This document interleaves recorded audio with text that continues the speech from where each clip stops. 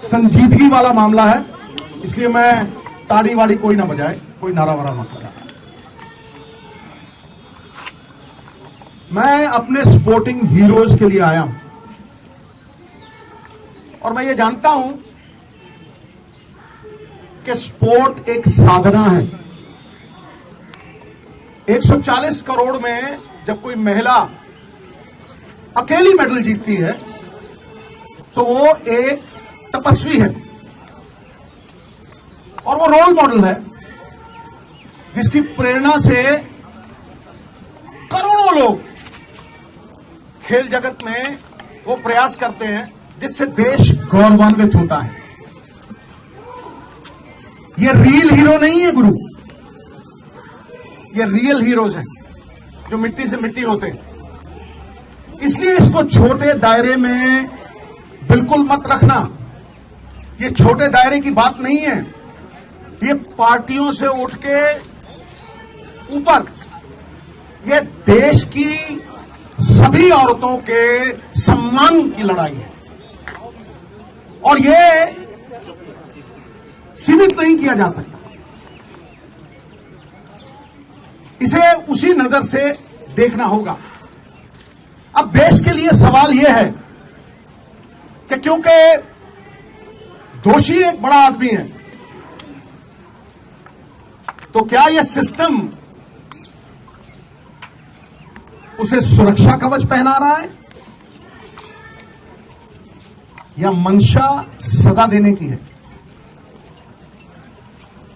किसी भी केस की बुनियाद एफआईआर होती है और एफआईआर एक पब्लिक डॉक्यूमेंट है। अभी तक वो डॉक्यूमेंट पब्लिक नहीं हुए। मेरा सवाल है 10 दिन क्यों लगे एफआईआर दर्ज कराने में?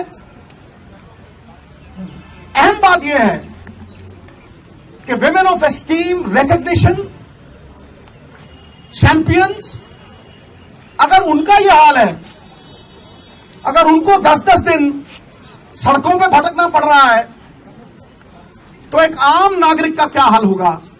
ये सारा देश सवाल कर रहा है। ये सिस्टम पे सवाल है, ये मेरी निजी लड़ाई नहीं है। और मैं आपको बता दूं, justice delayed is justice denied. अगर ज्यादा देर ये जस्टिस डिनाई हुआ तो सिद्धू जान की बाजी लड़ाएगा, जान की बाजी। और मैं फड़ नहीं मारता हूं। सबसे पहली बात, कार्रवाई दोषी पे नहीं, उस अफसर पे भी कीजिए जिसने 10 दिन एफआईआर दर्ज नहीं की। Lalita Kumari versus the state of UP, it is mandatory to register the FIR once a cognisable offence is deciphered. और वो जो कॉग्निजेबल ऑफेंस प्रूवन हो गया है तो फिर उसकी ऑप्शन नहीं है, उसे एफआईआर दर्ज करनी पड़ेगी। और अगर वो नहीं करता तो 166 के तहत 2 साल कैद भी हो सकती है। नंबर 2, सबसे बड़ा सवाल कि दोषी एक डोमिनेंट पोजीशन पे है, अक्यूज्ड एक डोमिनेंट इन्फ्लुएंशियल पोजीशन पे है। वो किसी का भी करियर बिगाड़ सकता है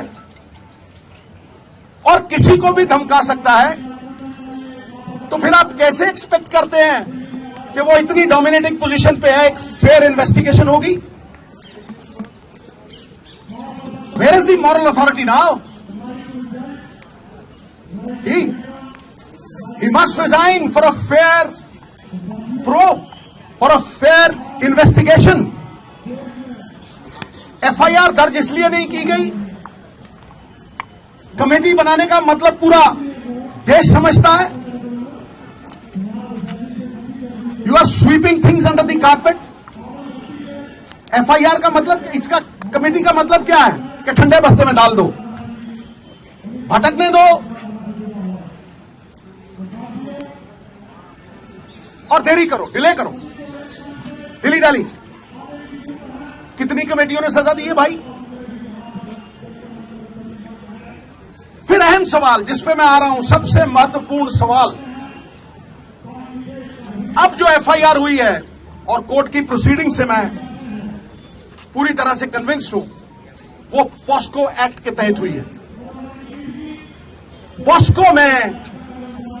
POCSO is not a bailable offence. जब वो बेलेबल ऑफेंस नहीं है,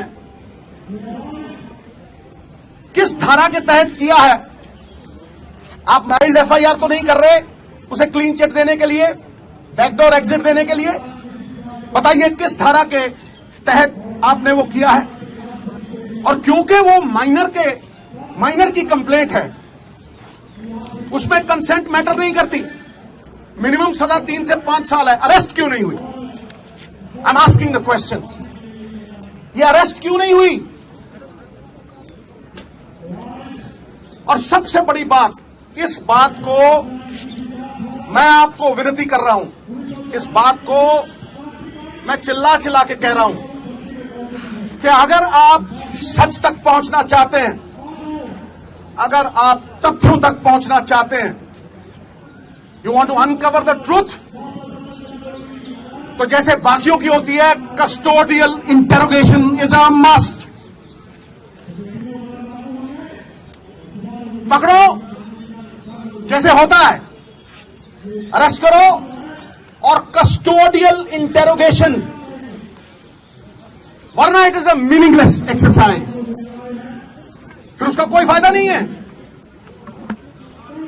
बारंबार 10 दिन भटकाते रहे हो। इतने बड़े बड़े लोग हैं, तालीम का शोर इतना, तहजीब का शोर इतना, अरे बरकत क्यों नहीं होती? तुम्हारी नीयत में खराबी है, तुम्हारी नीयत में खराबी है। और देवताओं की नीयत में भी आ जाए अगर फर्क, नजारा चाहे जन्नत का क्यों ना हो जाएगा गर्क। सो ये सबसे अहम मुद्दा है साहब। क्या कानून ऊंचे लोगों के लिए दोहरे मापदंड रखेगा? जिन्होंने देश को गौरवान्वित किया, जिन्होंने मेडल जीते, will you belittle them in front of a nation of 140 crore? Why is this happening? अरे जिनके मत से बनती हैं सरकारें, खेल जगत के चमकते हुए सितारे, आज सड़कों पे दर बदर भटक रहे बेचारे। क्यों? Is the law different for the high and the mighty? It can not be. Resignation होना चाहिए, इंटेरोगेशन होनी चाहिए, और सबसे बड़ी बात, अरेस्ट करके कस्टोडियल इंटेरोगेशन। मैं इस केंद्र बिंदु पे खड़ा कर रहा हूं। केंद्र बिंदु तो ये लड़कियां हैं। अरे साहब, शेरनियों की दहाड़ है इनकी। नहीं तो जब ऐसे केस होते हैं, धन्य है हमारी संस्कृति। कितने ही बब्बर शेर हो जाए, सवारी तो दुर्गा ही करती है। समझे? धन्य है वो मां बाप जिन्होंने ऐसी बेटियों को जन्म दिया जो जुर्रत रखती हैं, जो सवाल करती हैं। क्या आपको लगता है कि ये सिर्फ अपने लिए लड़ रही हैं? ये पूरी दुनिया की औरतों के सम्मान के लिए लड़ रही हैं। और ये दहाड़ चंद लोगों तक सीमित नहीं है, ये मूवमेंट है। Movement, it is a movement. You will see support pouring from all quarters. इसे रोक नहीं सकेगा तूफान, जब झूम के उठेगा तिनकों से न टाला जाएगा। सो मेरी आपसे रिक्वेस्ट है, मैं बात लंबी नहीं खींचना चाहता, बात टेक्निकल करूंगा, बात लीगल करूंगा, और बात वो करूंगा जो देश की आवाज है। ये देश देखना चाहता है कि दोहरे मापदंड क्यों हैं बड़े लोगों के साथ।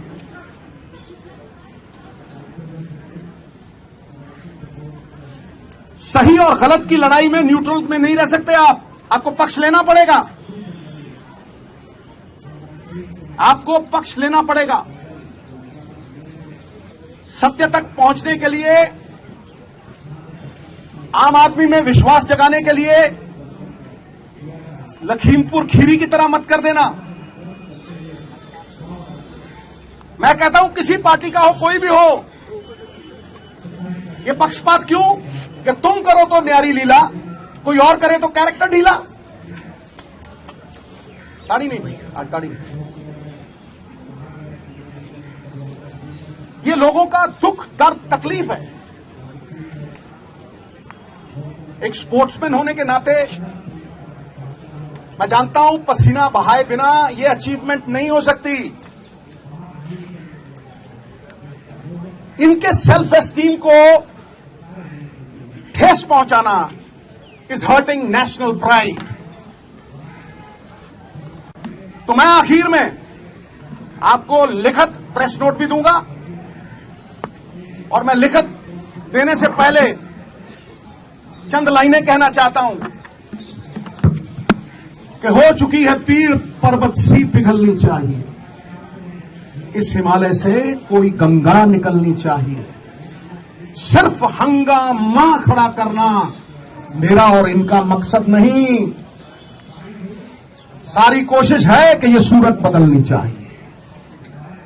फिर मेरे दिल में ना सही तो तेरे दिल में ही सही, हो कहीं भी आग, लेकिन आग जलनी चाहिए, सूरत बदलनी चाहिए। बहुत बहुत धन्यवाद, बहुत बहुत शुक्रिया। मुझे इतना ही कहना था, और इतना अगर आपके माध्यम से चला गया तो ये मूवमेंट को और बल मिलेगा। और मैं फिर दोहराता हूं, ये लड़ाई इनकी नहीं है, ये घर घर की लड़ाई है। ये किसी के साथ भी हो सकता है, this can happen to anyone. इसलिए सब मिलकर ये लड़ाई लड़ें, पार्टियों से ऊपर उठ के ये लड़ाई लड़ें।